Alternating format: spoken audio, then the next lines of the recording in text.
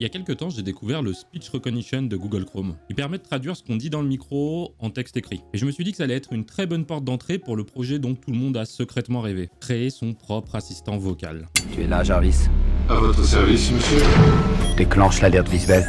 Comme c'était la première fois que j'utilisais le Speech Recognition, j'ai décidé de diviser le projet en 3 objectifs. Récupérer ce que je dis dans le micro et l'afficher sur une page, donner une commande vocale et recevoir une réponse d'une synthèse vocale, et enfin donner une commande vocale et ouvrir un programme sur mon PC.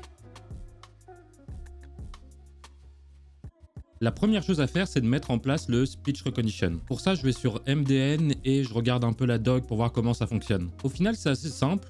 On initialise l'API et on lui donne les paramètres qu'on veut, comme la voix, la langue, si on écoute sans arrêt ou si on fait des pauses. Et on démarre l'analyse. Et à partir de là, il suffit juste d'ouvrir notre projet sur Google Chrome et notre navigateur nous demande si on accepte d'utiliser notre micro. Maintenant que notre projet écoute notre micro, il suffit de récupérer tout ce qu'on dit et l'afficher dans une page. Pour ça, il a fallu utiliser l'événement onResult. Et quand on avait un résultat, récupérer ce résultat, créer une balise P et l'afficher dans notre page. Et du coup voilà, on peut récupérer ce qu'on dit dans le micro et l'afficher sur une page. Fabrice ouvre Chrome.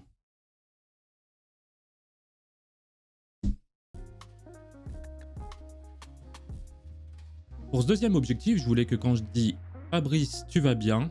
une synthèse vocale me réponde « Bien et toi ?» Du coup, on a pu réutiliser une partie de ce qu'on a fait pour le premier objectif. Sauf qu'à l'événement onResult, au lieu d'afficher le résultat sur une page, on lance une fonction. Du coup, cette fonction a fait les choses suivantes. On regarde si notre texte récupéré est égal à « Fabrice, tu vas bien ?» Si c'est le cas, on prépare une synthèse vocale qui dit « Bien et toi ?» et on lance cette synthèse vocale. Tout ça, c'était pas très compliqué au final. À part qu'on a perdu 20 minutes à comprendre pourquoi mon son fonctionnait pas alors que j'avais juste pas activé le son sur Chrome. Fabrice, tu vas bien?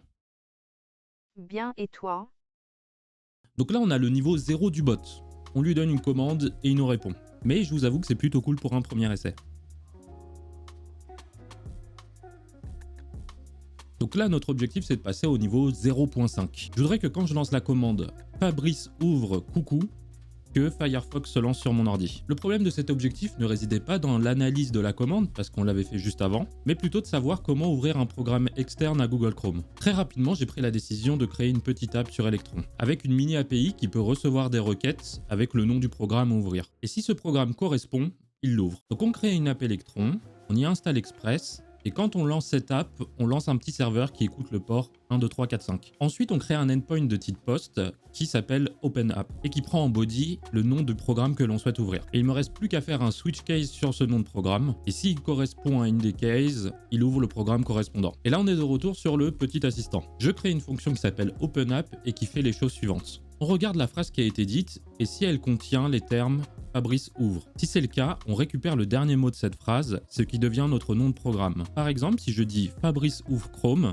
Chrome est le nom du programme. Maintenant, il faut juste qu'on fasse une requête à notre app Electron avec en body le nom du programme. De mon côté, j'ai assigné le nom coucou au programme Firefox. Donc normalement, si je dis Fabrice ouvre coucou, c'est Firefox qui devrait s'ouvrir. Fabrice ouvre coucou. Oh!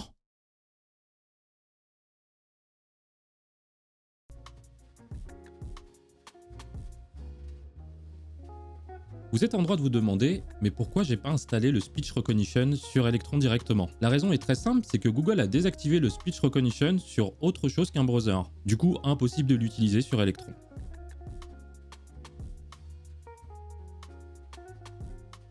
Maintenant, on a une base avec laquelle on peut faire un peu ce qu'on veut. D'ailleurs, je vous mets le repo du front et de l'app Electron en description. Par exemple, on pourrait se baser sur ce qu'on a fait dans la vidéo de la semaine dernière sur TMI.js, pour envoyer des messages dans le chat Twitch uniquement avec la voix. On pourrait aussi, par exemple, se connecter à une API de météo pour qu'une synthèse vocale nous dise le temps qu'il fait actuellement. Les applications possibles autour de ça sont quasiment illimitées, et il y a largement de quoi vous amuser avec le Speech Recognition. J'espère en tout cas que la vidéo vous a plu. Vous pouvez me suivre sur Twitch si vous voulez voir en direct la création de ces petits projets. Sinon, je vous donne rendez-vous à la prochaine.